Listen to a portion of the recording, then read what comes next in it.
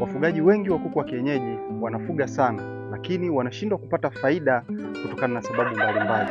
Miradi ya kuku ni kama biashara zingine, ina changamoto nyingi sana. Ili uweze kufanikiwa katika ufugaji wowote au katika biashara yoyote, kuna mambo ya msingi ambayo unatakiwa kuyazingatia. Ongea vitu hivi ninavyoviongea ni kutokana na experience ambayo nimeipitia mwenyewe takriban miaka 6 katika ufugaji wa kuku wa kienyeji. Kwa hiyo ninachoenda kukupa ni blueprint, ni success stories, ni vitu ambavyo vimebebwa, vimejengwa na uzoefu wangu ambao nimeupata sio chini ya miaka 6 katika biashara. Leo nitaenda kukupa makosa 5 ambayo wafugaji wanapitia katika ufugaji na wanashindwa kufuga kibiashara. Fuatana nami, angalia video hii mwanzo mpaka mwisho ili uweze kujifunza ni namna gani unaweza ukayaepuka hayo makosa 5 na uweze kufuga kibiashara. Karibu sana JM Farm, ni sehemu pekee ambayo tunaweza kujifunza ufugaji wa kuku kibiashara. Angalia video hii mwanzo mpaka mwisho.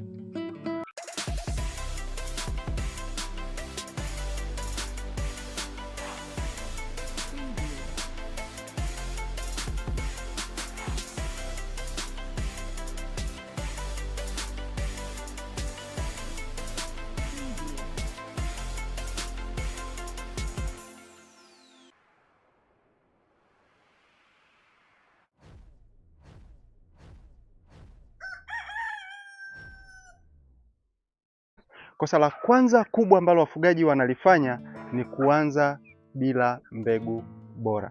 Mbegu bora ndo kila kitu. Utakapokuwa na mbegu bora itaweza kukuhakikishia mifugo yako haitakusumbua katika ufugaji, kwamba utakapoanza na mbegu bora, zile mbegu zitakuwa zina uwezo wa kustahimili magonjwa, zitakupa product kwa wingi na zitaweza kuzaliana kwa haraka. Kwa maana hiyo, utakapokuwa na mbegu bora utaweza kujihakikishia uhakika wa kuwa na product nyingi, kuwa na bidhaa nyingi ambayo itaingia sokoni, na hivyo itakuingizia kipato. Lakini pili, itaweza kukusaidia kutokuwa na kuhangaika katika matibabu, labda tiba kutokana na magonjwa.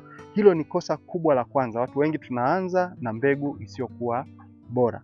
Lakini kosa la pili ambalo wengi wanalifanya ni kutokuzingatia chanjo. Chanjo zipo za aina 4.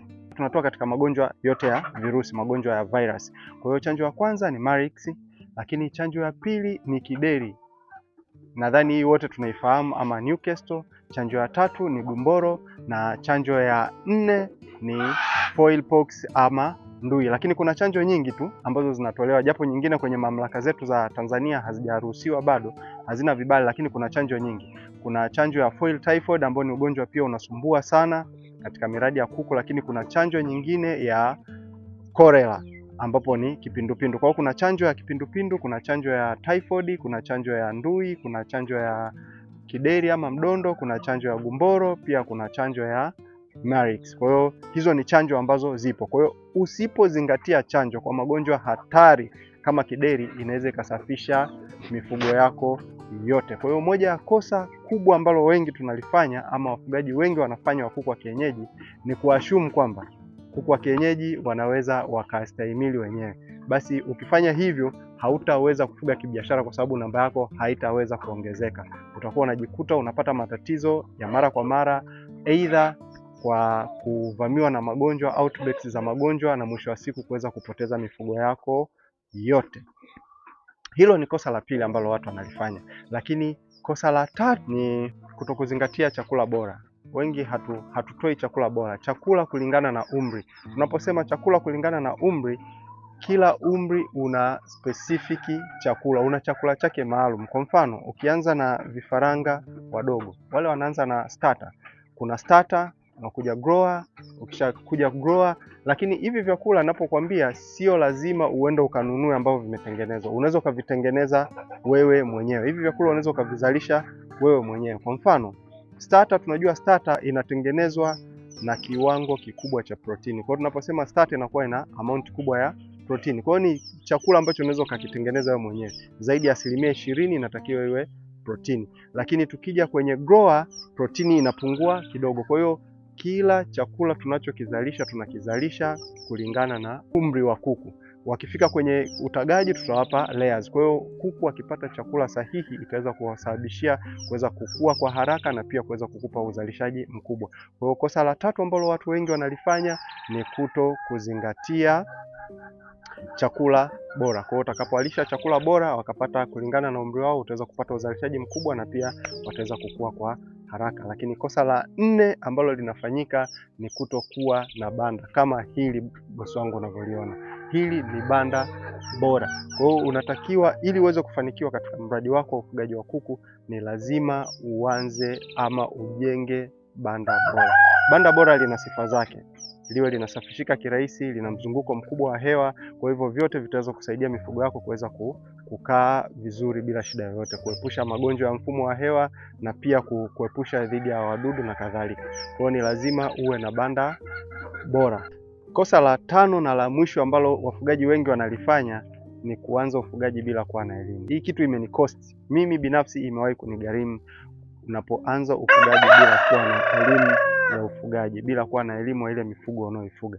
Kwa mfano, huwezi kujua muda gani wanatakiwa wale nini, muda gani, katika umri gani wanatakiwa wale nini, katika umri gani wanatakiwa wapate chanjo gani, chanjo zinatakiwa zitoleweje. Kwa hiyo vitu kama hivyo, hii ni elimu ya ufugaji. Kwa hiyo kabla ya kuanza ufugaji, tafuta elimu kokote inapopatikana, na ndio maana JM Farm Tanzania tumewekeza katika kutoa elimu ambayo itaweza kukusaidia wewe mfugaji na kuweza kuhakikisha unaweza ukapata faida katika ufugaji wako. Nilishawahi kuangalia, unaweza kuangalia katika video zangu zilizopita, nimeongelea ni kuku wangapi ambao unaweza kuwa na faida kibiashara, kwa sababu lengo la ufugaji ni kufuga kibiashara. Kama ilivyo biashara nyingine yoyote ile, ufugaji wa biashara ni uwekezaji.